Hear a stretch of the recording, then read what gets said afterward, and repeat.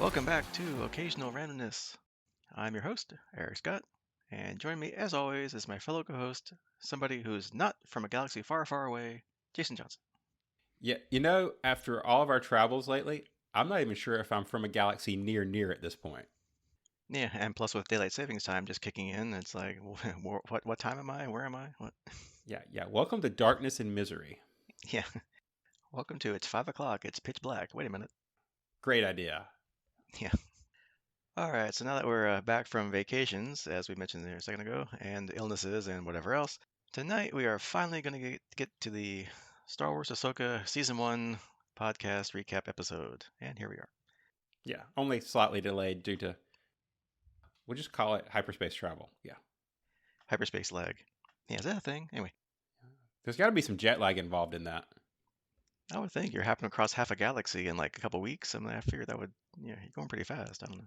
Anywho, as always, if you like what we do here, please give us a like or a review wherever you listen to this, or help spread the word to your friends and let people know about this wonderful podcast that we do here every couple weeks. As Or always, we months. appreciate it. Yeah, or months.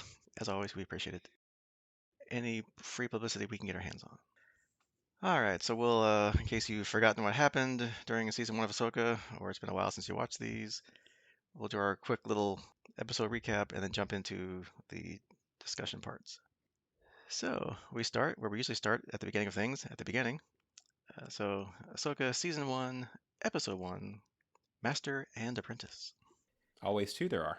Yeah, at least now there are.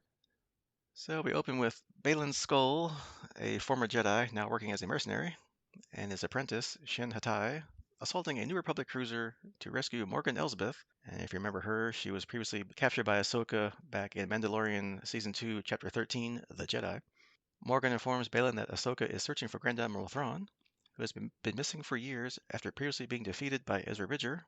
And of course, that was back in the Star Wars Rebels season finale, or actually series finale. Ahsoka and Huyang, her robot friend, have obtained a star map to the location of Thrawn, and probably Ezra, before being informed of Morgan's escape. They regroup with the New Republic fleet, and Ahsoka meets with General Hera Syndulla, whereupon Huyang reveals that the star map is still locked and they can't open it. Hera advises Ahsoka to obtain the help of Sabine Wren, Ahsoka's former Padawan, more on that in a minute, in unlocking the map.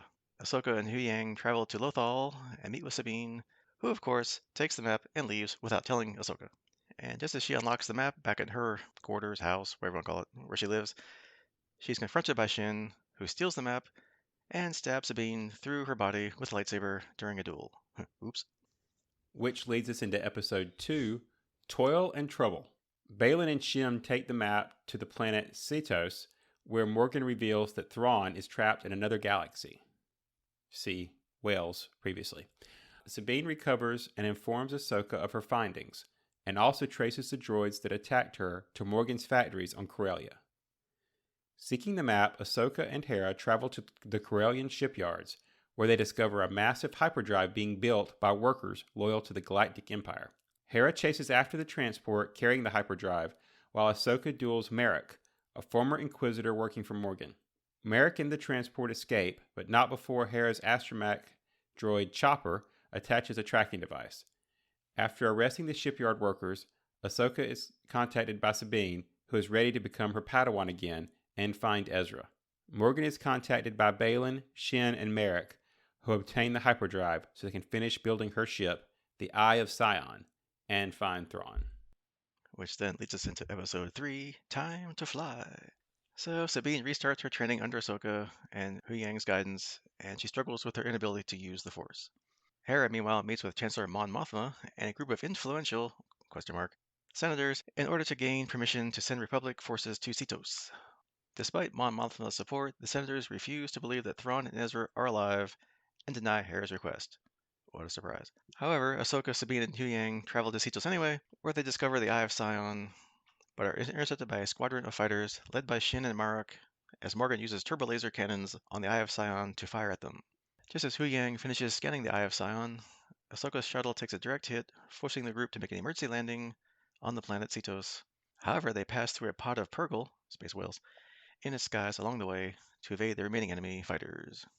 After taking refuge in a forest, Huyang gives his full analysis on the Eye of Sion, which he classifies as a hyperspace ring designed to travel to another galaxy. However, Shin soon becomes aware of their attempt to hide, prompting Balin to dispatch his forces into the woods to hunt them down.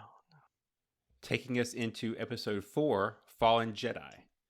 Ahsoka thinks about the implications of reaching Thrawn and Ezra, giving Sabine pause since she remains determined to find her friend. Moments later, they're attacked by several of Balin's forces, but are able to quickly dispatch them. Fearing that Morgan and Balin will acquire the coordinates to Thrawn's location, Ahsoka and Sabine head to their base, but are intercepted by Shin and Merrick. Ahsoka kills Merrick and continues on alone, while Sabine stays behind to hold off Shin, who realizes that Sabine cannot wield the Force. Ahsoka reaches Balin and the two engage in a duel. Ahsoka is able to retrieve the map, but she drops it after it burns her hand. Balin overpowers and sends Ahsoka plummeting into the ocean as Sabine watches in horror.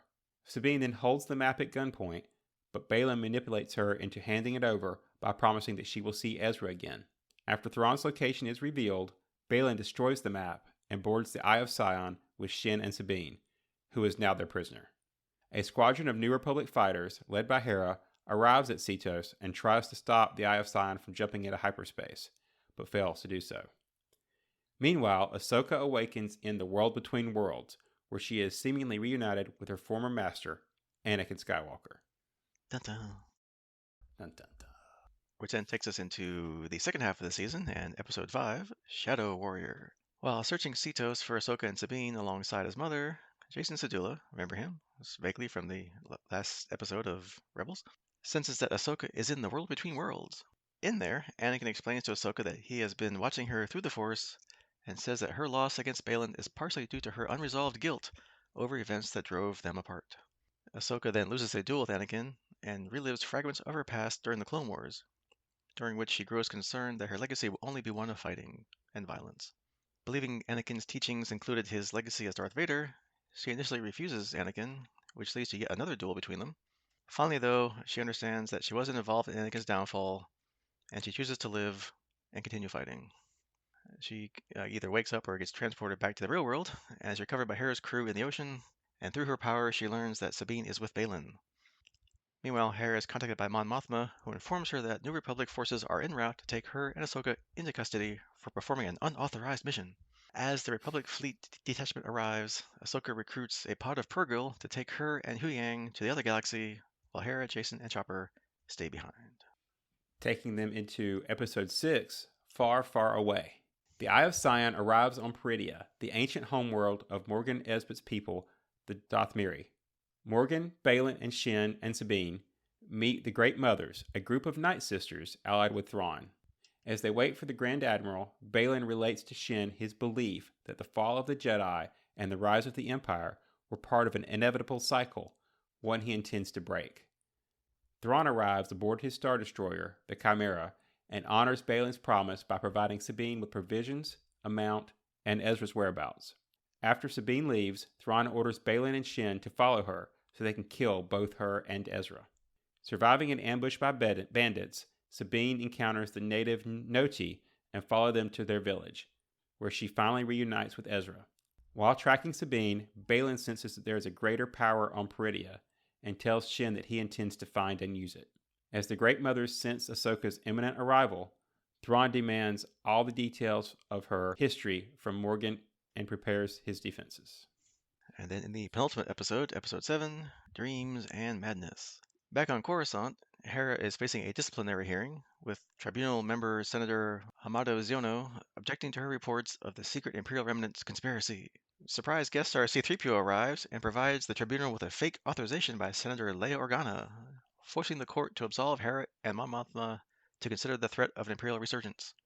Arriving at Peridia, the Purrgils run into a minefield left by Thrawn's forces and retreat. Continuing on alone, Ahsoka and Huyang are attacked by enemy fighters and hide in the debris field.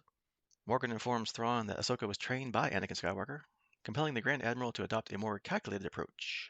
Ahsoka locates Sabine through the Force and heads towards the planet's surface, wherein Ezra, Sabine, and the Noti are attacked by Shin, the local bandits, and Thrawn's night troopers, while Balin just leaves to pursue his own agenda. See ya, bye. Peace out. Yeah. Ahsoka's intervention forces Thrawn to withdraw his remaining night troopers and prepare his imminent departure. Ahsoka invites Shin, who has been left behind, to join them, but she flees anyway. Ahsoka then reunites with Sabine and Ezra. Oh, they're together again. Lots of hugs all around.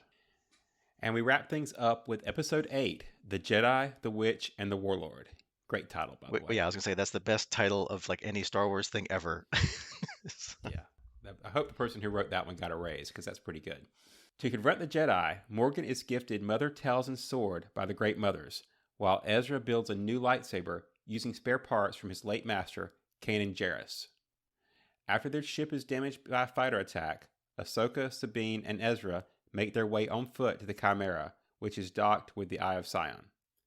They are confronted by Morgan and the Night Troopers, whom the Great Mothers keep resurrecting after they are killed. Sabine uses the Force to help Ezra jump onto the Chimera, then she stays behind to help Ahsoka, who kills Morgan. The Eye of Sion jumps to hyperspace, leaving Ahsoka, Sabine, and Huyang stranded on Peridea. Shin joins the bandits, while Baylan is guided to a mountain by a statue of the Mortis gods.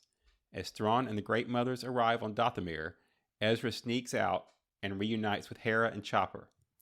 Ahsoka, Sabine, and Huyang join the Noti and make their new home on Peridea, watched over by Anakin's Force Spirit.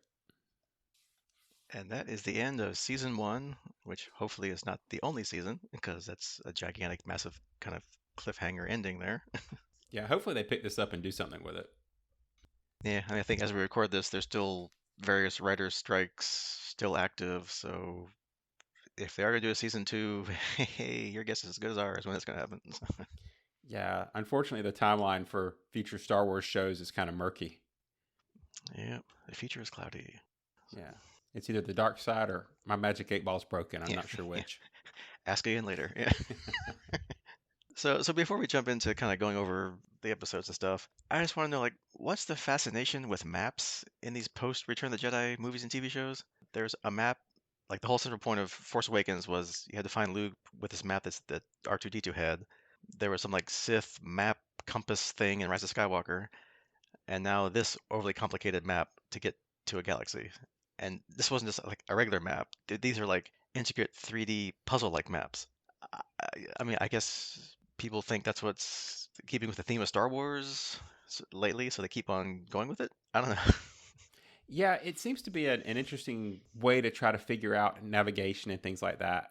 I think it, in my opinion, and maybe I'm misremembering, but I think it started, I don't know which came first, but I feel like the Solo movie had a lot of it too. So maybe that was kind of after The Force Awakens or before or whatever. But, that was one of the ones that was kind of like, really? We're going to, they kind of had to do something to come up with parsecs, and it just all kind of spiraled downhill from there. Yeah, and even to get this map here on Ahsoka, she had to go through, I guess, like a Dathomiri temple or something and solve a puzzle and do things. It's like, which is fun. It's like, you got your Indiana Jones kind of stuff, you got your Star Wars, you mix them all together, and That's what I was gonna say. I actually really enjoyed that because it was like, you got your peanut butter and my chocolate, or chocolate and my peanut butter. Now you've got your Indiana Jones and my Star Wars, or vice versa. So, right. uh, So that's how they're going to get back to our galaxy. They're going to go into a refrigerator with a nuclear bomb. No, wait a minute. Never mind. hmm, Different thing. or maybe a crystal skull or some other magical artifact in a warehouse. Yeah, with top men. Top men. All right. So enough of being funny, sarcastic. Well, we'll see. But for now, Oh, don't make promises. hey, I am what I am. What can I say? All right. So right off the bat, in the first episode, after the big escape scene with Morgan, which yeah, okay, our Imperial, our New Republic guy being too overconfident there and getting steamrolled by two Jedi, quote unquote. But anyway, so we start our live action trip down Star Wars Rebels memory lane. So we get to meet Hera in real life, so to speak, who tells Ahsoka to go to Lothal, name drop again of the central planet of Rebels, to see Sabine. And then we see Sabine doing what Sabine does, her own thing. Ignoring things she doesn't want to do or ignoring people she doesn't want to deal with, like appearing at this remembrance celebration and giving a speech, which, yeah, I mean, I don't like speeches either, so I can see why she wants to skip that. But side note, though, I did love the mural that was behind where the governor was, like where the speech was happening, where they had like the cast of rebels in the animation style of the show, like on a mural. I thought that was awesome. It was like a nice tip of the cap to that show. Yeah, and really nice. I mean, I know Star Wars takes some flack, and these shows take some flack by keep reusing locations. You know, it's a big galaxy, and we keep revisiting the same planets. But in this case, man, you got to give them credit for bringing Lothal to life, right? I mean, if you made your way through all the seasons of Rebels and were let that crew kind of grow on you and become part of your Star Wars mythos, yeah, this was a really cool, good to see Hera in person. They did a really good job with the casting of Sabine. I thought that was some really good casting, and having her back on Lothal in the tower where we originally met Ezra, right? Because that was Ezra's home at the beginning of the first episode of Rebels. Yeah. So you kind of get to tie everything together. So that was some really nice touches in history. They do a good job of explaining it if you're not a Rebels fan, but man, if you were, you got a lot out of this episode. Yeah, because there wasn't much you had to necessarily know about Rebels, even throughout this whole series. Although some of the things are big confusing, like the world between worlds and the statues at the end, that kind of stuff. Will be like, huh, I don't get it. But if you followed along between the Clone Wars, because even Filoni's going deep back in the Clone Wars for some of the stuff, and Rebels, it's like Easter egg heaven. I mean, it's just like it's great. Yeah, I mean, we'll probably touch on it in the wrap up, but it's really cool to see them let Filoni just cut loose and kind of weave the threads of all of his shows and stuff that he's been involved in into something like this. hmm Yeah, like whether he had that plan all along, or it's just like, hey, I can finally wrap up this from here and that from here, and besides just catching up with our friends from an animated show in real life now, we kind of get to learn more about what Sabine has been up to since the end of Rebels, however long ago that was, a couple years, 10 years, or what, I can't remember. Anyway, but apparently she became Ahsoka's apprentice for a little bit, but things didn't quite work out. And I don't know if that's because she was stubborn. I mean, because as we see here, she's just doing what she always does. It's just her own thing. So Ahsoka gives her the map. It's like, hey, let me know when you get this taken care of. Stay here and let me know. And of course, no. She leaves, goes back to her place or Ezra's place, whoever, without telling anybody. And that's gonna continue on throughout this series so far, which we'll get to later. But Sabine's still Sabine, so she's now the live action version of the animated character. Yeah, I mean, the characters are gonna be themselves, and that's kind of good and bad in these cases, right? But Mandalorian's got a Mandalore or something like that. I'm sure there's a saying I should throw in there, but we do get to see her art style and her the fact that she's got that approach, and they didn't really touch on it in this show, but if you remember in Rebels and some of the backstory we got, Sabine's pretty much a world class weapons designer. I mean, she designed a lot of stuff for the Empire before she joined the Rebels, and so her capabilities at manipulating this tech and approaching things and figuring things out really kind of come in handy in certain spots like this. Yeah, and I guess she's at least lost her graffiti artist side of her personality. She's not tagging things anymore, which it'd been great to like have her like tag something later. Like, oh well. Yeah, if nothing else, maybe in the final clip when they're living amongst the Nodi, she could have had like a tagged up transport or something. That would have been kind of funny. Yeah, put some rebel graphics on there or something. But, yeah. And I guess our final bit of Lothal is at Sabine's place. We get to see her friendly little pet loth cat, which I love them in the show. I mean, you always have to have your cutesy animals in Star Wars. I mean, it's just a given, right? Unfortunately, we didn't get to see any Loth wolves. I would love to see them, but I have a theory we might get to later. Maybe we'll see them in season two. I don't know. I agree about the Loth cat. It's really they did a really good job of interpreting them in real life. Much better, in my opinion, than the ones you find in the Disney stores. Those are kind of creepy, so avoid. But teach their own. I don't know. I think they're kind of sketchy toys, but creepy toys. But yeah, these ones in the show look cute. I wouldn't mind having one of those around. Yeah, I mean, when I was in Disney a couple years ago, when I met you the one time, I had to hunt and peck to find, so to speak, a porg that didn't look like evil, creepy. Looks at least looks like kind of happy. So I'm like, I don't know how Yeah, I don't know how they make these things, but it's like, it looks like he's like ready to like claw your eyes out. I'm like, I want one that looks at least a little happy, cheerful. So, yeah. A friend of mine's daughter is really into Star Wars, and she's always been into the Loth cats and Ahsoka and all that, and Rebels. But yeah, she's got a couple of the toys, and that they're just kind of I don't know. Unsettling is the word I'll use. And then the ending of our first episode, of course, to get the plot moving further along, because that's why we're here, and to find Thrawn and Ezra. The bad guys, of course, raid Sabine's place because she's all by herself to get the map. She tries to duel Shin, I guess Balin's fallen Jedi or whatever he is, Padawan.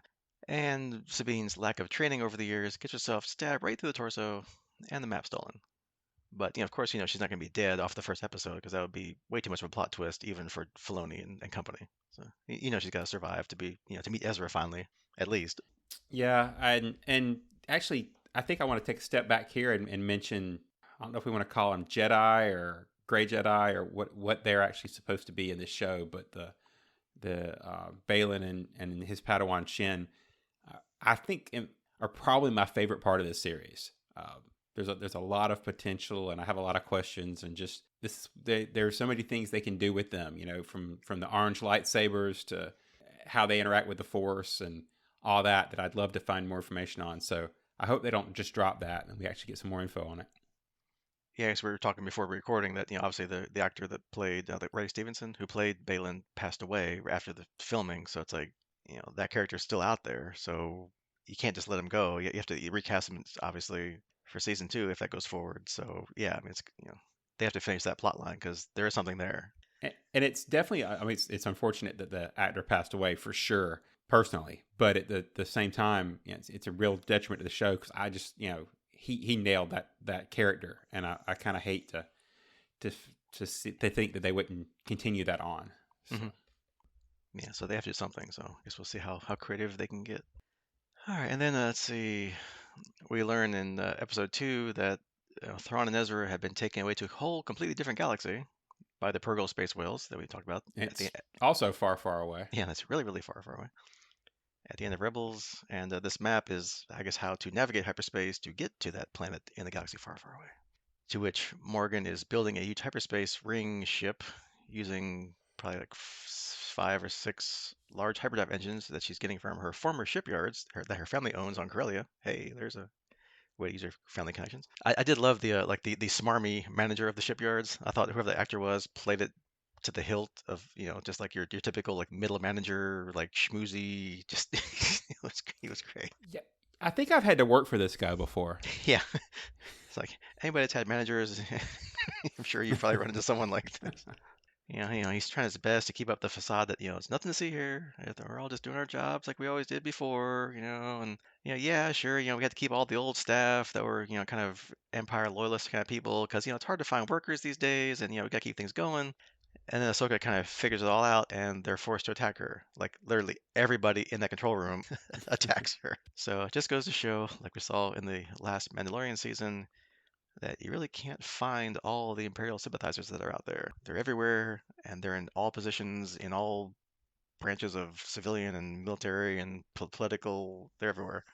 I know that they only had 8 episodes to work with, and there's so much they've got to cram into this show to keep it moving, and I think they did a pretty good job considering they only had episodes. But I would have liked to have seen. I think this would have been a cool opportunity to kind of tie that into, like you said, the thread that this at least I felt like was dropped in the Mandalorian last season about those Imperial sympathizers, right? Because we got that whole single episode of the Mandalorian about the Imperial sympathizers and what it looks like for them on Coruscant, and it'd be kind of neat to find a relationship here and actually see how that ties in. Besides just a really quick, awesome but quick fight scene as they kind of had to fight everybody they found in that control room. Yeah, I mean, it's kind of nice that they're kind of digging into like these like not side things, but like how like things behind the scenes that most of these like sci-fi space opera epics don't deal with, like kind of like the boots on the ground, like the average people kind of thing. Like, we have, you know, how the clones are doing post-war. Like, they're built for war. Now they're just doing like normal jobs now and they can't handle it.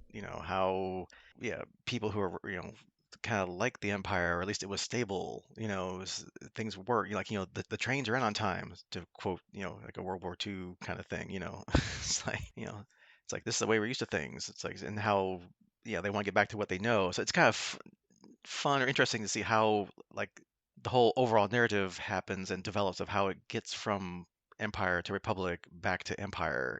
So I kind of like how they're kind of dropping these little things here and there.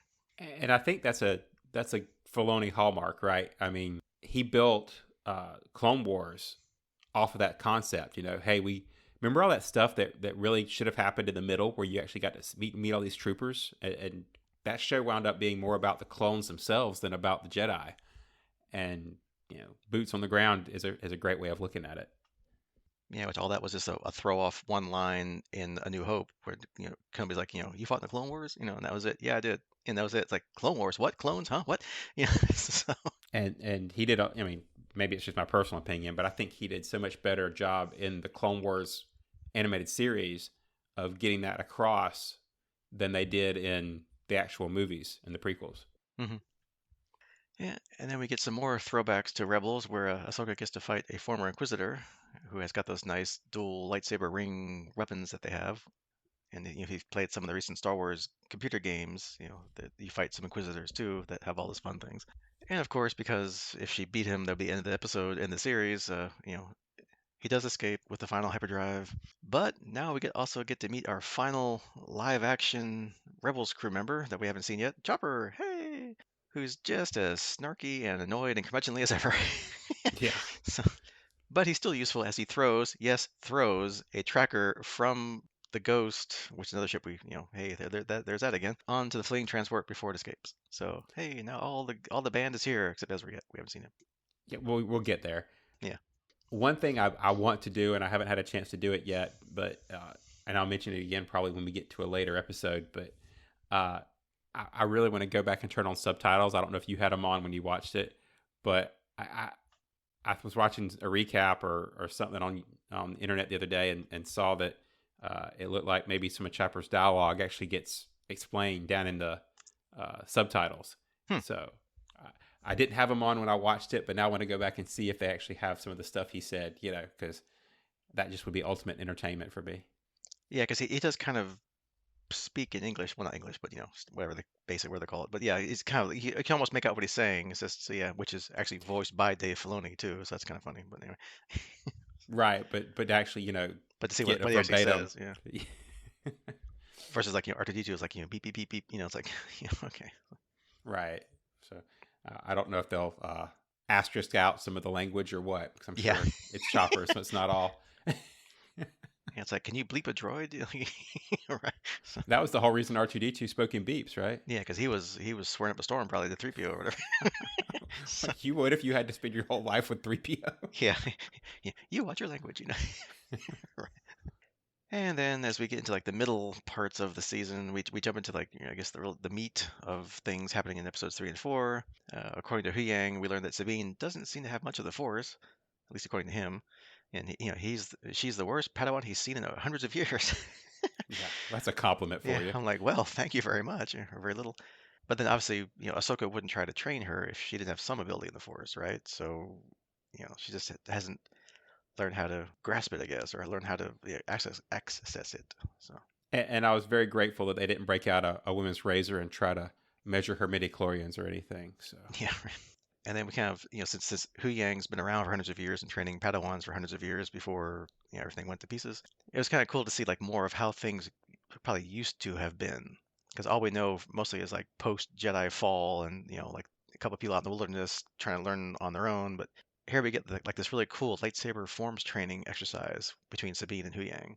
Where he's like holding these things up and she's like striking and it kind of like makes like a path like where the blade went and then he compares it to where it should have gone, so you can see like if she did the form right or not. So I love that. It's fun to actually see how things used to be because we don't have any of that yet. They're still working on hopefully possibly like a High Republic series that takes place a couple hundred years before everything we know. So we might be able to see some of that eventually, but it's cool to see and some of that now. and other Easter eggs in these scenes. You can see the training helmet with the blast shield visor that Luke used on the Falcon in his first training scene. So there's some throwbacks in here to or references that you kind of give you a through line to the lightsaber training. Yep. Yeah. You just gotta find new ways to do the same old stuff that you used to do.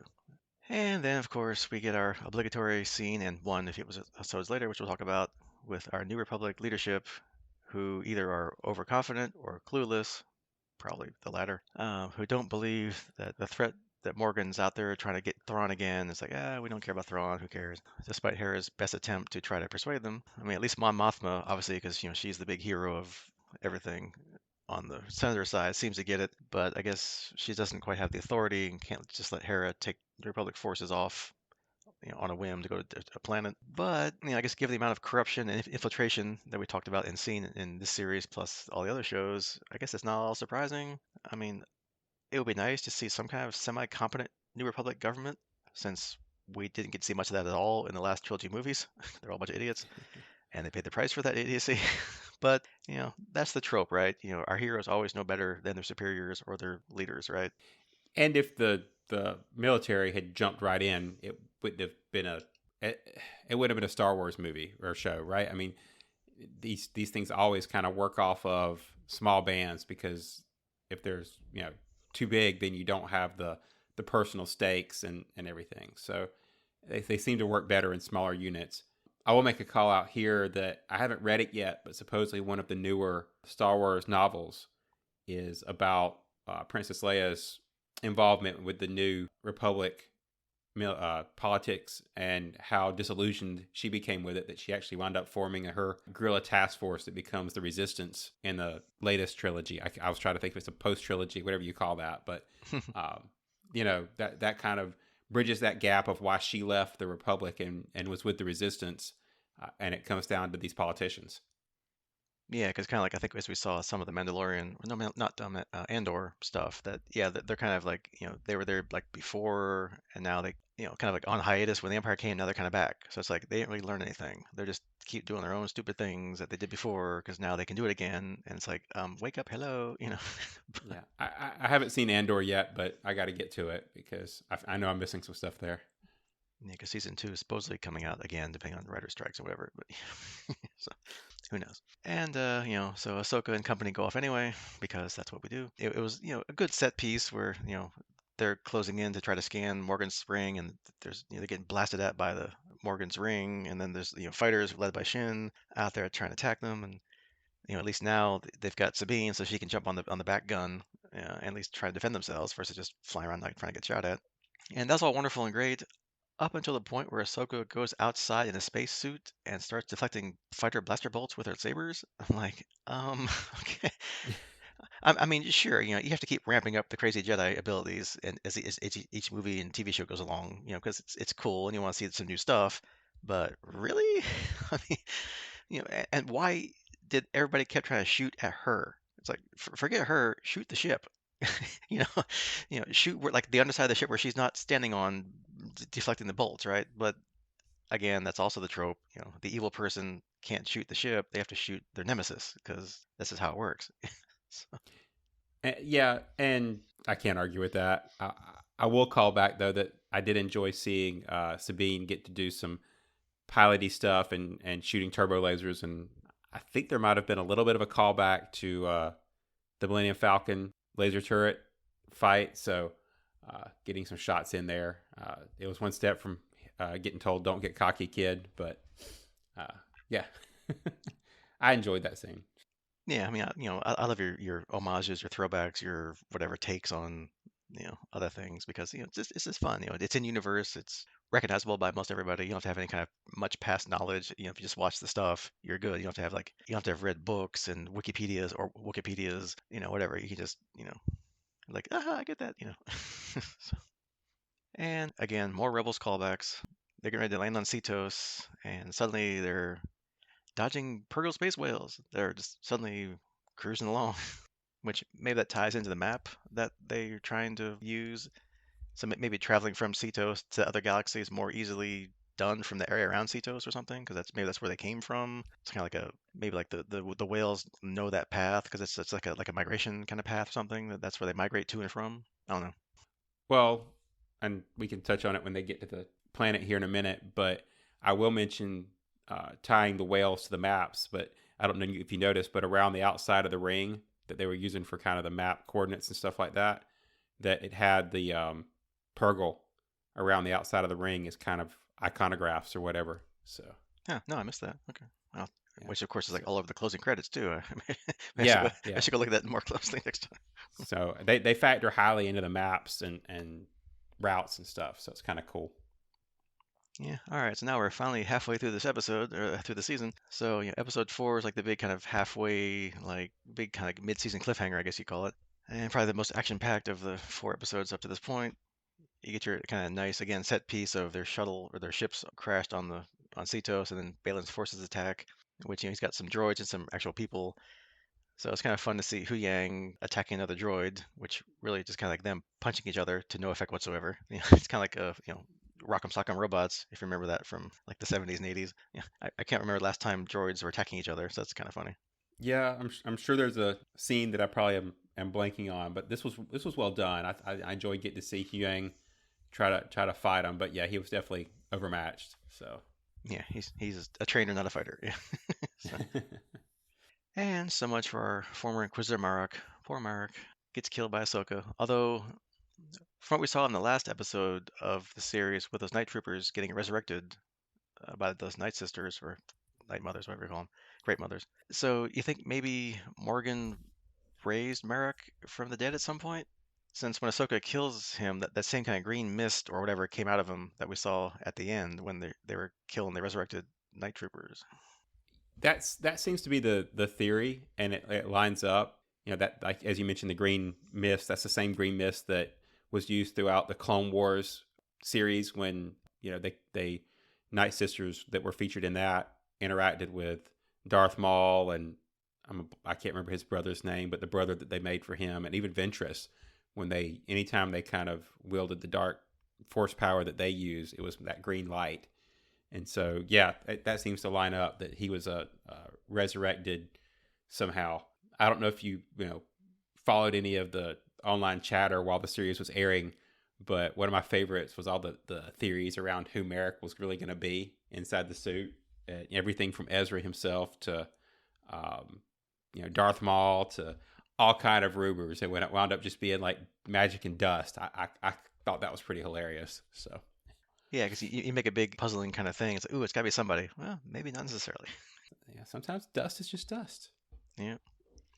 I think what Darth Maul's brother was like, what, Savage or Press? I think, which is again great. Wow. I Yeah. love these like just goofy names that they make up with. Well, I play a Star Wars Galaxy Heroes mobile game, and you collect all the Star Wars characters, and that's one of them. So that's why I remember kind of. Ah. But he's just more Yeah. like a orange version of Darth Maul. Yeah. Anything's better than some of the names for characters in the original series, right? Because Lucas was not known for his originality or whatever in creating characters and naming characters. Yeah, I just like when I was collecting the figures back in the day, I was just like, Hammerhead. You didn't know what his real name was because I guess at that point he didn't have one until like the novels came out, like Tales from the Cantina, whatever that kind of stuff. They gave him the whole Yeah. backstory and whatever, but it's just a guy in a bar look like a Hammerhead. Okay, great, that's all I need to know. But even when they named him, you get names like Finger and Dan playing music or something. I'm like, Yeah, really? What? yeah, I'm like I don't need to know all that necessarily, but hey, great. It's that was back when we had to have books about everything because it was Star Wars was done. There was no more Star Wars, so let's just backfill everything. Yeah, So, but I think a random name generator would have done a better job. But anyway, right. Yeah, back to Ahsoka. fill So out this survey and get your Star Wars. Never mind. yeah, All right. yeah. Now we have AI. Just make up names for things. Okay. All right, and then we have round 2 of the big Sabine Shin fight. This one goes to Sabine, but not because she's wonderful with her force abilities or has great skills with lightsaber, which is good because it's only been like what, a week or two maybe since she got run through. So how much improvement could she have made in that time? Yeah, we'll Yeah, come back to that. Not yeah, not in but this episode, but later. yeah, but just good old ingenuity and lots of weapons hidden in her Beskar and reinforced armor, which of course is also awesome to block lightsaber attacks with. So hey, Well, I don't know if you read a lot of the Star Wars novels and stuff that came out in the dark days, as you mentioned, between after Star Wars ended and we were just left with what's now considered the Legends books and all that. I think But pretty much every one but the ones for kids. I think I've okay, read well, every. good. You're right there with me then. But one of the things that a lot of the Jedi dealt with in that series was learning how to incorporate their actual past lives and skills into their Jedi training, right? Like one of them was a former cop, was one of the characters, I think, and him learning how to leverage the skills and stuff, and he became a better Jedi once he realized how to mix his skill sets, and that's kind of what I see in Ahsoka, right? It's not just about lightsabers and the Force; it's also about the skills that make her her, and that's being a Mandalorian. Man, you can't just like jettison all your former training and your cool armor and stuff because you're a Jedi now. It's like, hey, why can't you do both? There's no more rules and laws and stuff with Jedi because there's only like half a dozen left. So hey, do your own thing. Half a dozen, Yeah, plus we and find three growing. more every episode. Yeah, So yeah, they're all wiped out except for these 14. Yeah. no, 16. Now Wait, 16. Now wait, 18. No, 47. No, wait. yeah, It's a whole shadow council of Jedi. Wait a minute, what? No. yeah. We went from there's only one Jedi to I think there was like five in this series, and there was none of them were the one we knew about. So Yeah. Well, the fallen ones don't count because they're fallen. So they like hundreds of them because they're not Jedi. well, I guess it's Ahsoka walked out. She doesn't count either, right? So Yeah, right. Because what's she not, right? We don't know. And like we said before, Sabine doing Sabine, she doesn't do what Ahsoka says and destroys the map if it came down to it. Yeah, because she really wants to rescue Ezra, which hey, he's your friend. You've been through a lot. I get it. It's loyalty. And of course, if she did destroy the map, then that would kind of be it right there, and that'd be end the show. So, I can see why they did that. yeah, and how else we're going to get to the cool other side of the far, far away galaxy if we don't make some hyperspace jumps, right? Yeah, because as much as we want to see live action Ezra, we really, really want to see live action Grand Moff Thrawn. Let's face it. I mean, that's the one. That's the guy we want to see throughout this entire show. So, if it ended there, no Thrawn. So Yeah, and we got to have some Thrawn. that's right. And of course, Hera and her little X-wing squad arrives too late as always, but not before we get to the cameo guy of the new Star Wars TV universe. Captain Carson Teva makes yet one more appearance. So Dave Filoni and Jon Favreau must really love this guy. And I'm hoping that maybe this kind of indicates that they're going to backtrack a little bit to the what was it? Man, what was the show they were going to have about the X-wing pilots that was supposed to star the lady that got fired from Star Wars? Um, Oh, and that was my favorite set of like Star Wars novels back in the day too, and now I've totally forgot. Rogue Squadron. That was it yeah, but they had it had a name they were going to make for the like for the show. Rangers or something like. Oh yeah, which was going to have Gina Carano Yeah, that's the one I was looking for. Gina Carano, whatever. as whatever her name was in the Uh, show. I can't remember now. What? so Like, I'm hoping they're going to go back, and let him take this squadron of X-wings and actually make that show because I think, like you said, they really like him. They throw him everywhere. So why not give him a series and let him do some patrolling and yeah, we'll have Star Wars cops, bad droids or something. So yeah, 'cause they were done that in the time we've seen him. He's he and his buddies are out there patrolling and doing things, and yeah, like busting the Mandalorian for not having the right permits or whatever on the ship, whatever. So they're doing like the cop thing. So it'd be cool. Yeah, Star Wars cops, like and they've got to tie this back to the Rebels crew. You've got Zeb out there working with them because he was kind of had a cameo in that end of that one Mandalorian scene when he went to the pilots stuff. So mhm. the pilots bar. So they could always loop him in and make him part of it as well. Although that kind of ups your CG budget. Yeah, and side note, if you want to see like kind of like the Imperial version of cops, you can probably find it on YouTube. Maybe it's still around if they haven't pulled it down because it's like a fan film. It's called Troops, or it's like stormtroopers acting like cops, like doing, they do like the cops theme music, and it's like this is like live, whatever, people are assumed innocent, whatever, that kind of thing. They do the whole thing with like troopers acting like they're like cops, like oh we got a runner, and it's like a Jawa runaway. It's hilarious. It's you have to go I remember that. you have What to go that was watch like it. 20 Yeah, years ago, wasn't it? yeah, that was fantastic. It was hilarious. So, it's just That's your some average trooper, early days of your average YouTube trooper, right there. like, man, I don't do all this crap. It's great. it's it's funny. Which would have been a great tie-in with the two troopers who were trying to shoot the can or whatever from Yeah, Mandalorian. Yeah. yeah, you could like weave that in there somewhere. It'd be great. But yeah, Star Wars cops, I would definitely watch the heck out of that. I'll be all, Yeah, it was like Rangers of the Republic or something. Anyway, moving on. yeah, yeah. And then I guess the big reveal: Ahsoka is not dead, of course, because then again, the show's named after her. So she awakens in the world between worlds, which we saw again in Rebels. So again, more tie-ins and more wrapping up of Filoni wonderful things. And she meets Anakin, who's there, who did look a little creepy, at least originally.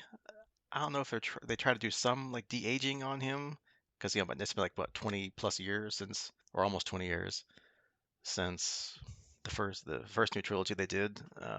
So it just didn't look right. It looked like they were trying to make him younger when the age he was when he died in Return of the Jedi. But I mean, at this point, just go with it and stop with the aging stuff. Unless you really have to because they're like 65, try to act like they're 30. Okay, I get it, but he's not that much older-ish and doesn't look that much different probably. So like, yeah, I don't know.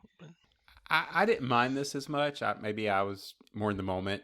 I, I think it, maybe it's just me. I think it felt a little bit better here, maybe because of the lighting from the World Between Worlds than it did in like the Obi-Wan Kenobi scenes when they were fighting and he was de-aged. So, yeah, probably wasn't perfect, but I think it was well within the Uncanny Valley lines that I think it didn't bother me as bad. Yeah, I mean it's improved light years, haha, no, so to speak, since like Tarkin and like Leia. Leia in the Rogue One. I mean, so yeah, they've definitely got it up there now where it's not as expensive and better at it as you do things. That's how it works. But yeah, it's still I think they need to try to de-age him. Just go with it. Like oh yeah, time acts like normal here in the world between worlds, and whatever. Just you get this written off like whatever. But anyway, yeah, I can nitpick because I love the show. So it didn't take me out of it. It just was kind of like, are they trying to make him look different? Yeah. Well, and they did some cool stuff with we'll talk about probably as we get into it, but the the Vader and stuff in him was kind of cool. So hmm Yeah. So then that's how it ends. So as things are looking hopeless, Hera and Jason, Hera and Kanan's son, land on Cetos because of course you has to take your son with you because what- it's just a harmless little trip to a planet with a evil woman and some Jedi, but it's fine. We'll take the kid along.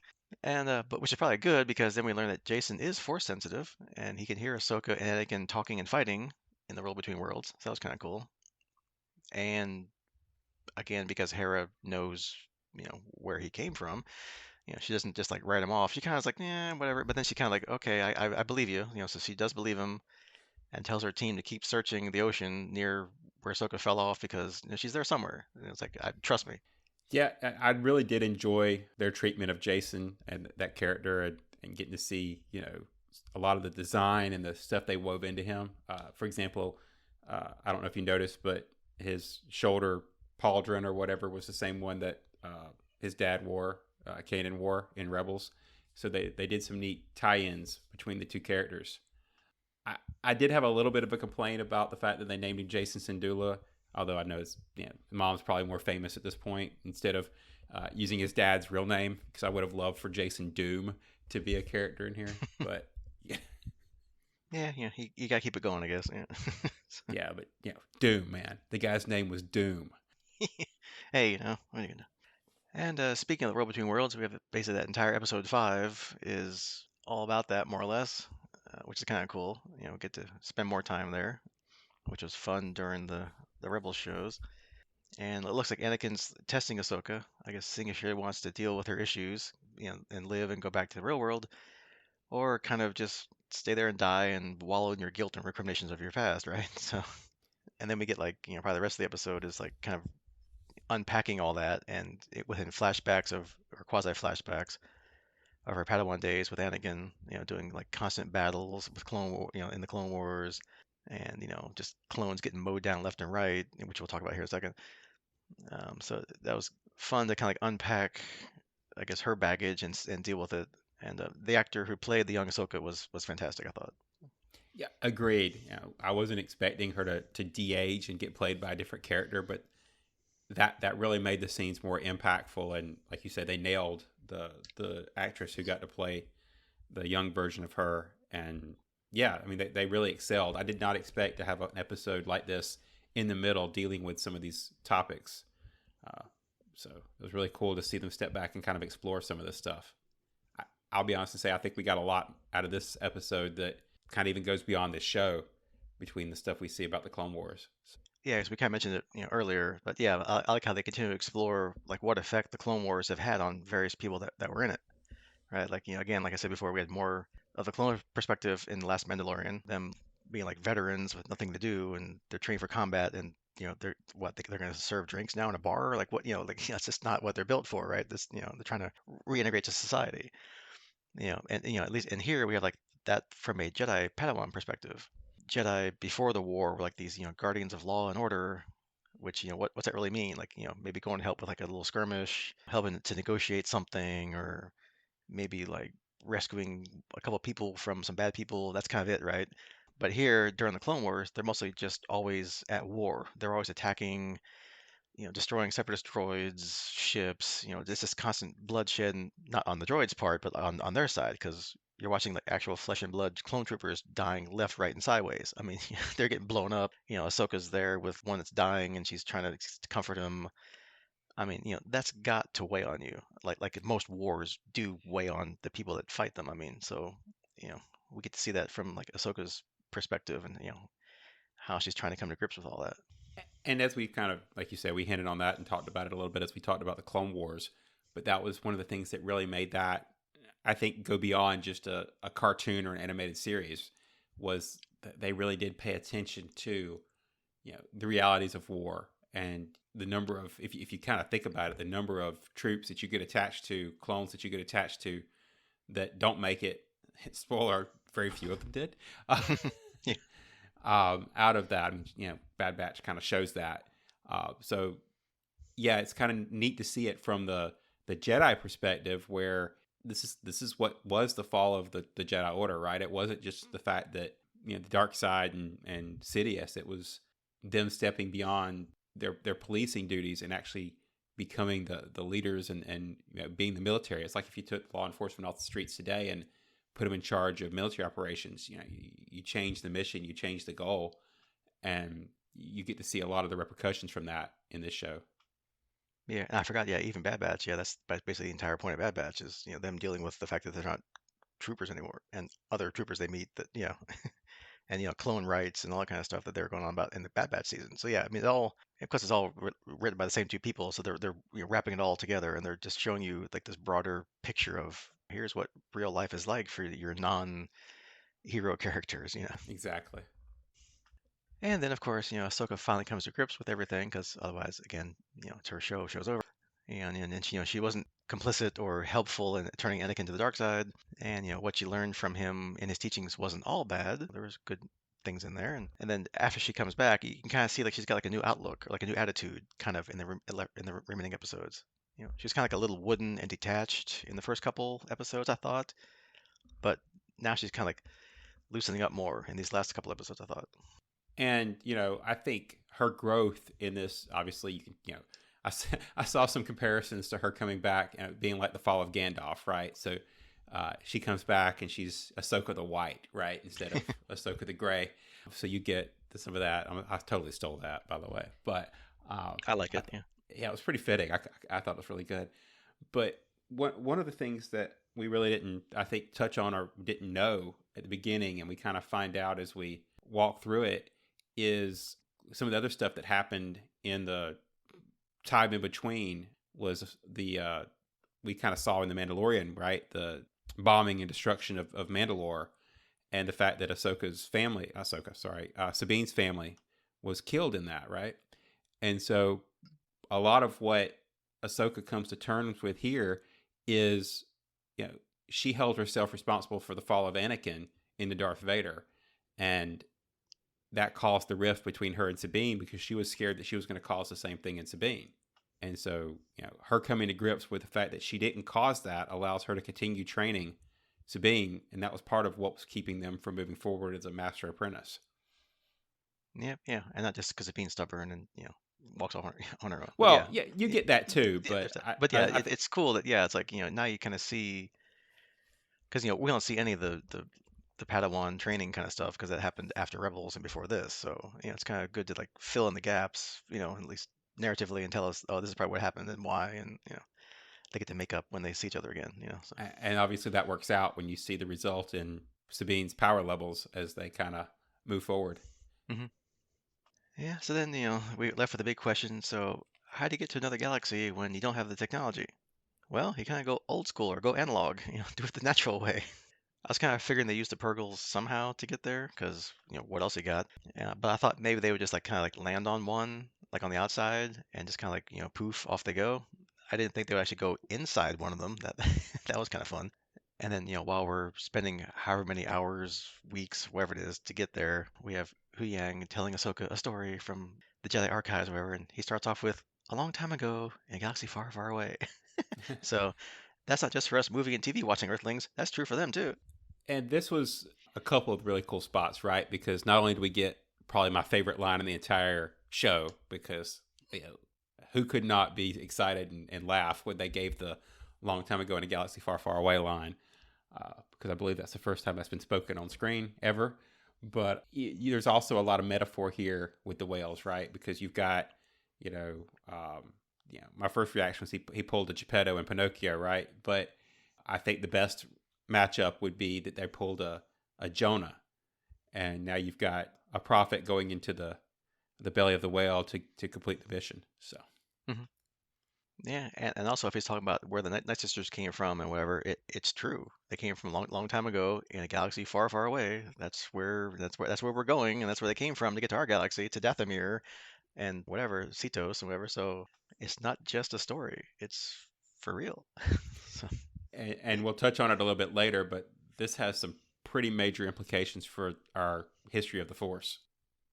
yeah, we'll cover that at the end. And yeah, I love like when you get into like the world building or like more into the mythology and how that kind of stuff evolved or came about or got used. I love it. So keep doing that, Dave. Keep going with that. Yeah, it's awesome. And finally, our long wait is over. Episode 6. We finally live in person, blue without red eyes. It's Grand Admiral Thrawn, baby. Woohoo! And yeah, and Ezra at the end there a little bit. Yeah, but and hey, keeping with our Farscape theme that we do here usually every episode, which I had no clue about. Initially, one of the great mothers is none other than Claudia Black, Aaron's son from Farscape her own self. I had no clue under all that makeup and costume and even her voice. I didn't recognize her at all until I looked at the credits and like, wait, Claudia, what? Who was she? So you beat me on this one because I didn't know that until you just said it. So that's amazing. I'm gonna have to go back and look at the credits because that's like you said. There's no way to know with the way they've got them, the audio trickery and the makeup and everything. But that's an awesome cameo right there. That's cool. Yeah, because I'm in like a ton of Farscape groups on Facebook, and yeah, they're all like every one of them was like, so I'm like, wow, awesome, all right, and more things we get to learn about. We learn why Balin's doing mercenary work for Morgan. He doesn't really care about any of that stuff. He's just along for the ride because he wants to break the cycle of the fall of the Jedi and rise of the Sith or Empire or not the Jedi. And now that he's there on Pridia, he senses some greater power, which we find out probably maybe what that is at the end there in the last scene, and goes off to find and maybe use that to do what he wants to do. And just kind of like says to his Padawan, actually nothing. He just kind of says, "Yeah, see ya," and off he goes. Nice guy. Kinda. I'll stick up for him a little bit here and say that this is if he's being guided by the Force or by mission or whatever. This is pretty much the same line that Obi-Wan gives Luke in Star Wars, A New Hope. So, sometimes you kind of gotta let your apprentice stand on their own. So, yeah, Yeah, and the Force guides people to do things. So yeah, if he's truly being pulled or driven some way, and I guess she's not part of that or doesn't think she's part of it. It's just like, well, okay, well, go hang out with these mercenary guys and do some things and go back to Morgan and Thrawn if you have to, make goodbye. he tells her that her ambition leads her in a different direction. So, yeah, Yeah, I mean, and she's kind of not, as you can see from other points during the previous episode, she's not quite sold on what he's doing either. So there's kind of like some kind of conflict with her too. Of not that she's probably going to join Ahsoka and company. Maybe, who knows? We'll see it next season if it happens. But yeah, she's not quite. I don't think she knows what who she wants to be or who she wants to side with at this point. yeah, I do think she's an interesting character. So I hope we get more of it. Yep, and round 3 later, I guess she doesn't wind up being killed by anybody. So hey. Yep. And then in our new little world here of Peridia, we keep with the Star Wars tradition of cutesy little aliens. We meet the Noti. They're small like Ewoks, but they're more like hermit crabs because they have shells on their backs and like clothes, like almost like suits and ties, like looking like whatever they're wearing. It's like formal wear or whatever. It's hilarious. and they're nomadic, and they travel around in pods that look also like shells. Cute. I love the theme. I love them. They're great. I'll admit I wasn't enthused because I did have the kind of oh great more weird little cute aliens when they first More, appeared. more, more Ewoks. Great. More Ewoks, right? Every planet's got to have something. But yeah, they grew on me. By the time we got to the end with the villages and stuff, I was sold. They worked. It was successful. Yeah, and how like Ezra's like doesn't quite speak their language, but they kind of understand him, and they're kind of like their buddies and their friends, and it's cute. I mean, And back to our galaxy, or well, their galaxy anyway. Back on Coruscant, Hera is being not quite court-martialed, some kind of disciplinary hearing with a bunch of, again, dumb New Republic senators and the not so dumb Mon Mothma. I mean, again, you would think that if there's even the remotest possibility that an Imperial Grand Admiral could come back and galvanize the remnants of the Empire, which are there, you still want to believe it your own self, you might want to maybe give that person some leeway to find out more about it. I don't that's just me, but that one senator seems to really not even care or buy into the fact that there's an imperial remnant out there at all. Like this guy is like in total denial, just doesn't really want to hear about it. He's got more important things to do. He's got meetings to go to, whatever. I don't know. Or he's an Imperial Remnant Yeah, member or yeah, himself. exactly, right. Even with like evidence from Corellia that there's, imperial sympathizers like running a major star drive making corporation that's kind of important to probably making star drives for your ships and stuff, maybe. But now you know why the New Republic didn't last more than 30 years or so. I mean, there you go. And of course, amazing cameo by C3PO. I did not expect that at all.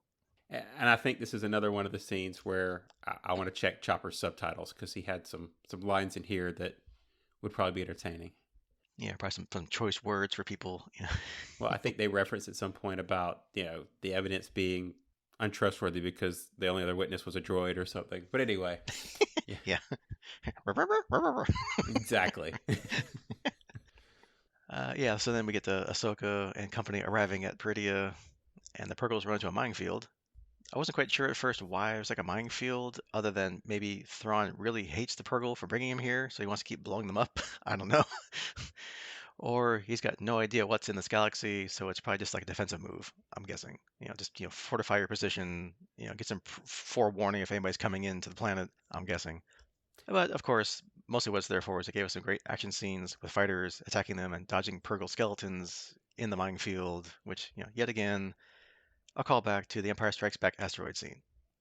There definitely were a lot of similarities there. A couple of call outs here. I think, and I could be wrong, I think the minefield might have been a result of him not trusting that Ahsoka was dead. And so I think that might have been a recent thing, although maybe not. And then I also want to mention that the Purgle skeletons, this was kind of actually one of the explanations for why they have this specific hyperspace lane, because this is where the Purgle go to die. This was the Purgle graveyard. Ah, So okay. they migrate here specifically to die. Okay, I might have missed that. Okay, that makes more sense then. Okay. But still, I kind of also have it in my mind that, he hates the Purgle so much he's going to blow them up. Just put minefields everywhere. Well, they said it was a Purgle graveyard and where they go to die. They didn't say how. So maybe Yeah, right. minefield is the method. So Yeah, they're sick, they pop in, oh no, mine, boom, So, yeah, because, if Thrawn can't get back, he's going to kill them all. Because that's just the way he is. So. And yeah, then we get some cool scenes towards the end where Ezra's and Sabine and company are fighting the night troopers and local bandits. But Ezra, of course, doesn't have his lightsaber, so he's fighting them without it. Which is basically he's like kind of like if you cross your D&D and your Star Wars, he's like a Force monk. He's doing lots of unarmed attacks and Force pushes. I love it. I would play that character in a game. That'd be so cool. yeah, it was very well done. And then of course Ahsoka arrives, and we have another great reunion of old Yeah. friends. So, Oh, oh, very very well done. I was the same way. I love the force attacks. My only regret, although again, lightsabers are cool, is he does turn around and build one later. But uh, seeing it without one to start with was really cool, and how comfortable he's become not having it. yeah. Actually, he didn't lose his lightsaber. Sabine has it. So, yeah. Right, So, but he didn't take it back from her and either. he's like, no, he's like, no, you can keep it. I'm good, and just keeps like whacking people. Exactly. So, I love it. And he does some pretty good force pushes against the lightsaber, right? Because as Shin Yeah, swings at him, he basically like almost pushes against it, and you can see it kind of fuzz out. a little bit where he's pushing on it with the Force. So Yeah, so maybe he's, kept up with his training as he could, just kind of like tooling around with his nodie friends in the little shell yeah, ships or shell caravan. what else is he gonna do, right? Yeah, pack things up, unpack things, and okay, now I'm gonna, go practice in the woods here, or whatever. So, but then, of course, Ezra builds his new lightsaber on Ahsoka's ship because it's just got all kinds of parts. Because I guess that's a ship back from the time of the Jedi where they got all kinds of wonderful things. And he winds up picking the same kind of parts that Kanan used for his lightsaber, according to Huyang, anyway. So now they're all set to storm the castle, so to speak, and get Thrawn and get back to our galaxy, or well, their galaxy, which is what I was thinking would happen. But more on that in a minute. Well, and just to kind of go back to the lightsaber thing for a second, specifically, this was the ship that Hu Yang was on when we first got introduced to him in, was that Clone Wars episode? I think maybe where they were building his he specifically trained Jedi on this ship and helped them build their first lightsabers. So that's why they have this entire room for lightsaber buildings, because Hu Yang's been on this ship for thousands of, well, I don't know about thousands, but a really long time, building lightsabers with young Padawans. Yeah, I can't even remember that far back. I've seen all the Clone Wars stuff. Obviously, it's been however many 10 years, whatever it's been now.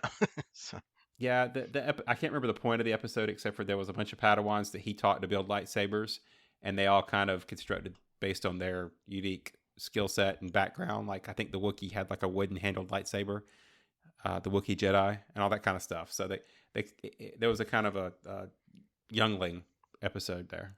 that's cool. Yeah. And so now they're storming the castle, so to speak, as I said. And I know it's against the plot and against cool things, and the show would have been over. But when they're riding and then running on foot to get to the temple part to then get up to the Chimera is like firing down at them with dozens of turbo laser batteries and not a scratch on them. I'm like, did these guys learn to shoot main ship guns from the same instructors that taught them how to shoot their blaster rifles? Because they can't hit a damn thing with these giant orbital bombardment guns here. Well, to be fair, the orbital bombardment guns are designed to shoot, ships and bigger targets. I'm just gonna make an excuse. I don't know. It was bad. And like, don't even try to shoot at them. Just lay down a constant stream of fire like near the front door. Like that's all you got to do. Like whatever. But Well, okay. it, New headcanon. They've been stranded on this thing without parts. There's no targeting lasers. There's no targeting system. So they're really just firing blind. That's my story. yeah, which makes sense, and that's kind of like how they do their everyday work when they're in our galaxy. So Right. yeah, it's par for the course. This is how Imperial troopers shoot. Not well. So again, another trope. There you go. Check. But then we get our great scenes of them kind of going up level by level up the pyramid or tower, or whatever you want to call it, to get up to the top, and where they get to fight these night troopers lots of times because they keep getting resurrected by the Great Mothers, like Night of the Living Dead night troopers, I guess. So, yeah, they go down, they get to the next level. The ones on the bottom level then wake up and start, brains and going back up, going back up to. So, and then we get Ahsoka's final fight with Morgan, who's armed with that sword, that cool Night Sister sword. She's trying to buy time for Ezra and Sabine to get onto the Chimera. So she's like, basically sacrificing herself, or at least sacrificing herself to stay on the planet while they at least could escape. And of course, in our final bit of disobedience by Sabine, she gets Ezra to the Chimera. And hey, she does have Force abilities after all. So hey, good job. She goes back to help Ahsoka, which really was a good decision in retrospect because she needed the help. So, Right, and it kind of ties back to the original thing that Hu Yang told him about. You're always better when you're together, and so they finally learned that lesson and stuck with each other once she accomplished the mission of getting Ezra on the ship. So I thought that was a great resolution to their teamwork. Yes, it was a disobedience, but it was the way it was supposed to be. And then one other just kind of mentioned a reference, since I keep pointing all the callbacks to Clone Wars, but that sword, that Mother Talzin's sword, was named that because Mother Talzin actually wielded it when she fought. I can't remember who she fought, but she fought somebody in Clone Wars wielding the sword, and it was a lightsaber battle against sword. So yeah, anyway, so Dave doing callback king and just putting everything in there. yeah, basically, like I said, if you've watched the series, this is like Easter egg heaven of all the callbacks. Yep. And again, if you don't know anything about it, it's still cool that there's this like Night Sister quasi Force Jedi people sword and lightsaber, which is always fun when you have lightsabers against not lightsabers. Yeah. Right. Especially when you have a weapon that can actually handle a lightsaber, because everything else they generally just cut in half. So Hmm. Yeah, because didn't she and Mandalorian have the Beskar spear, right? That she was fighting Ahsoka with, right? yes, Yeah. that was So where yes, so he got it. same idea. And that's where he got it from. Yeah. So all right, and then we wrap things up where they're all stranded on Peridia as the Chimera goes back home. Ezra's there, of course. So we got that. At the time, I didn't see that one coming, I'll admit, and we'll get to that here in a second. And they're all just perfectly happy and calm and fine that they're stuck here forever. They're just gonna hang out with their little nerdy friends and drive around from place to place in little shell caravans while Anakin's Force ghosts there looking all creepy and lurky and smiling at them. And I'm like, okay, and Thrawn and Morgan are gonna cause who knows what kind of havoc back in their galaxy. I mean, maybe they think Ezra being there will help, or he'll do something, or at least he'll alert the Republic that, hey, Thrawn is here, hello, and they'll do something. Nah, you know, the ship shows up at Hera's flagship or whatever, and he gets off, takes his helmet off, from the night trooper armor he's wearing, and Hera's like, Ezra, and he runs and hugs her and hugs Chopper, and everything's happy, and it's like, hello, Admiral Thrawn out there, hello. Right. And yeah, I'm just hoping that was the next reaction that we just didn't get to see. But I will throw one more, since I think, again, callbacks. In Rebels, Ezra was always known for dressing up in Imperial helmets and Hmm. He has a little suits and collection of whatever. helmets and stuff, yeah. So this was kind of a cool, odd, a nod to let him, dress up like a stormtrooper, one of Thrawn's troopers, and then use that as his method of getting back. Yeah, and we have to have the big, reunion scene, like the final reunion scene of Ezra meeting whoever's left, which is, Hera and Chopper, and at some point that will, we didn't see what's his name, now Zeb? I'm gonna blank on, yeah, Zeb, because I guess I think we saw a cameo of him in another like Mandalorian or something, right? But Yeah, he was with the pilots when they did the yeah, Mandalorian. That's what I was saying. It'd be cool to have him be on the X-wing squadron. But yeah, he was with the pilots. yeah. So yeah, of course you have to have your big reunion scene. So okay, fine. Yeah, maybe like you said, the next sentence would be, "Hey, by the way, so I know where Thrawn is. Let's go get him." But that's season two apparently. So, and then I guess the final bit. Well, I guess that was the final bit, but no, this was the final bit. Um, we cut back to Peridia, where hey, here's where Balin's been for a little bit. He's on this mountain, and we see that's kind of like he's kind of like out on like the arms of one of the statues of the Mortis gods that we saw from the Clone Wars series. Which again, for those people that don't remember or weren't watching the show, so you're like, okay, he's on a statue like Lord of the Rings. What's that mean? I don't know. Those are like kind of like the beings outside of time and space that embodied like the various aspects of the Force. Like there was the dark side, which was the sun, the light side, that was the daughter, whose statue was there, just kind of like headless. So all three of them were there. I read. You can only just see the two statues, and then the balance of the Force, which was the father. So now thinking about it, okay, that's why they're still there. That's why Ahsoka and team are still there, and that's got to be what part of season two is going to be about. Like this continuing, what's Balin sensing, and what's he going to come across that helps him like regenerate the Jedi or whatever he wants to do. Reform like his version of the Jedi or whatever. Maybe and that we might get to more into the Jedi, Sith, and Night Sister lore and history around them and the Force itself, because that's kind of what the whole Mortis gods were, right? So I'm all for that. I mean, I love world building and history, both in real life and especially with IP that I love and have been invested in for 50 years, like Star Wars. So I'm all up in that. Let's get more of that, which hopefully will be soon after the strike ends, if ever. But yeah, I can't wait. I'm right there with you. I mean, this is one of the things that draws me in. Right. I mean, I read all the books. I've been into all the things. I dive deep into this as much as I can, and just really enjoy it. So totally agree. This is stuff I want to learn more about. And I like I said, I hate that the actor died, but I really hope they recast Balin and let us dive into this some, because there's all kind of cool things like, if you go back to I think it was like the Clone Wars episodes where this was originally introduced, Hmm. the daughter was actually killed, which is why the statue is damaged. And the power from the daughter, I don't know if it was her spirit or power or what, was transferred into Ahsoka. So Ahsoka is linked to the daughter, to the point that the owl that you see associated with Ahsoka in like the World Between Worlds, and I think it was one of the guides you saw on Peridia for her, was the daughter's owl originally. So there's a pretty strong link between those too. So, the fact that she's still on Pridia also, while Balin's looking for the power, and the statues of the son and father are, I think, are all going to be tied together.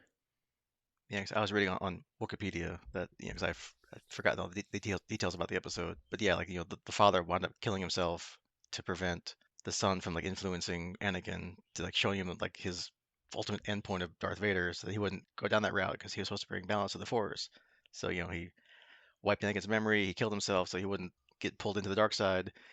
Okay, grand scheme of things, that didn't work out as well as he planned, but so yeah, you have the dark side that it was Anakin. You got the light side that I guess is Ahsoka. So now it's like, where's the balance now, right? So I don't know. Maybe that's why Balin's there. Who knows? So Yeah, because maybe orange is the balance, right? yeah, and plus to learn more about the Force, like where it came from, maybe how it evolved or was created, or did these Mortis gods create the Force, or did they train like the Night Sisters here in this galaxy first, and then when they came over to what do you want to call it, the Star Wars galaxy or whatever, then it got out over there, and then the Jedi picked it up, or whatever. I don't know. It's gonna be cool how they go into that or how they plumb those depths. I don't know. Yeah, because I mean, like you say, you've got the Night Sisters, which originated over here, and you've got the Jedi, which had stories and fables that Balin talks about of being from here. So, yeah, this place evidently has a lot of history with the origination of the Force in the what we know as the Star Wars galaxy from this place. So, Yeah, and like those giant statues in like Return of the King and stuff. I mean, these weren't small statues; these were like giant things. So I mean, people really had to like want to deal with these beings to make these giant statues of them. So they meant something. So yeah, for sure. it will definitely be interesting to see where this goes. Yeah.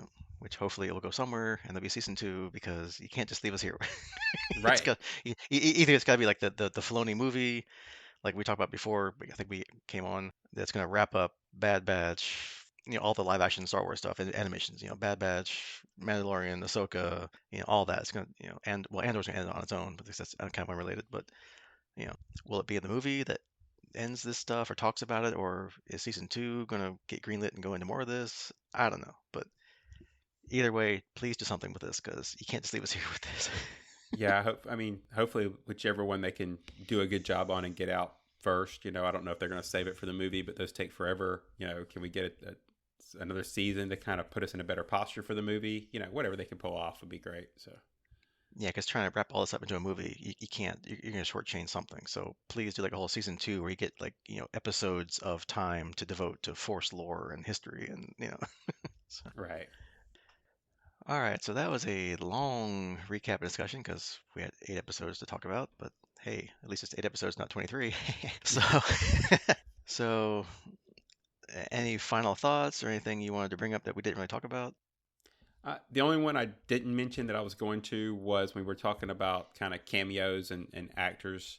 I did want to mention that my understanding, I think, from reading, is that the guy who plays Thrawn is the guy who voiced him in the Rebels series. So that's kind of a neat tie-in. I always like when they let the voice actors come in and actually play the part. Right? They did it with, I almost say Cara Thrace, but that was her Starbuck name from Galactica. But Katie Sackhoff got to do the Mandalorian character that I'm blanking on her name of. Boy, I'm losing all kind of credit here. But anyway, Thrawn was kind of one of the epic ones, so I wanted to kind of throw that in there. Yeah, now you make me blank on her too. Now I can't remember. But yes, we are Star Wars fans, really. Oh If gosh, you couldn't tell from the last hour and a half, we really love Star Wars. yeah, just names, man. Yeah, and like we said, Star Wars names, man. But yeah, definitely, it was a thumbs up season. It was fantastic. I love it. Again, anything it delves into the history of the show and doesn't like warp it and like throw away what's ever happened for the last 50 years, I'm all for that. So, bring on season two, please. All right, so that's it for Star Wars for a bit. On the next podcast, we'll go back to at least talking about a Farscape episode. And if you're listening to that stuff, that will be Farscape Season 3, Episode 18, Fractures. So if we want to do our usual guessing game of what does that mean, sure, why not? It's our podcast. We talk about anything we want. So if you recall, the cast is still separated, or fractured, if you will. Ooh. Hey, look at that. So there's fractures among the crew. Stark left after the last episode, which is probably good because Aaron wants to kill him. Aaron probably also wants to kill Grace because Grace killed her mom in the last episode, which was just as they made up and were probably not going to have anything bad happen to them. And then Grace blows her away. Oops. Chiana and Jewel don't like each other, as we saw. So, and again, this is like episode 18. There's only 22 in the season, so we have to reunite the crew at some point. And I think that some point has to be this time because we're running out of episodes. So, and then we have to do the whole Aaron and the other or the remaining Crichton thing because that's not the one she fell in love with and had all the wonderful times with. So, well, at least up until they split off. So, Yeah, I'll go with all of that. 'Cause, like I completely you you didn't say anything wrong. If I had to throw out one other weird conspiracy theory, since we've got the Crichton thing going on, and I feel like they kind of need to shortcut some way of getting past the other Crichton, and he doesn't have all the memories of the other guy and all that. I, I'm wondering if if Stark's mask has anything to do with it, because remember when Stark left, he left his mask behind for some weird reason and said to give it to Crichton. So I'm hoping it does something to link the Crichton that passed over with the Crichton that is still here, and maybe it keeps his mind from being fractured between the two halves. I don't know. I'm making stuff up, but no, hey, yeah, you weave the title in there. I like it. That's good. Yeah. Yeah, I mean, it could be because he said Crichton will know what to do with it. He will? Okay. Let's yeah, that's let let weird. But sure, let's find. Well, sure, why not? Let's find out. he's gonna So, hang it on the wall and make a decoration out of it. I don't know. yeah, So. I mean, maybe it's Halloween next time, and he'll put the mask on and like, hey, look, I'm Stark. I don't, and something will happen. And then maybe also on the second half of the show, we might cover the first half of Loki, the new Marvel series, season two, because as we record this, I think that's over halfway over. So we should probably start covering that because as you can tell from this podcast, doing a whole season of one show takes a while on one podcast, and it's kind of messy. So, Yeah, unfortunately, that means I have some homework to do because I haven't started that one yet. So, yeah, I have not watched a single episode of Loki season two yet, and I've stayed, fortunately, mostly spoiler free. So, because as soon as I see like a Facebook thing or a news article, I'm like, nope, nope, nope, and just scroll fast as I can past it without trying to read the title. So, yeah, same. I think I don't think I've seen anything because I've dodged everything for the last little bit between Ahsoka and that. So, yeah, or at least things I've seen, they haven't spoiled it in the two-line title. It's like, this is the reason why this thing happened, but they don't say the thing. So, okay, good, thank you. So I can at least enjoy the season without going, where's the thing that they said was going to happen? So, so that's your homework. Farscape season 3, episode 18, and the first half of Loki season 2. So we will see you next time. Goodbye. goodbye.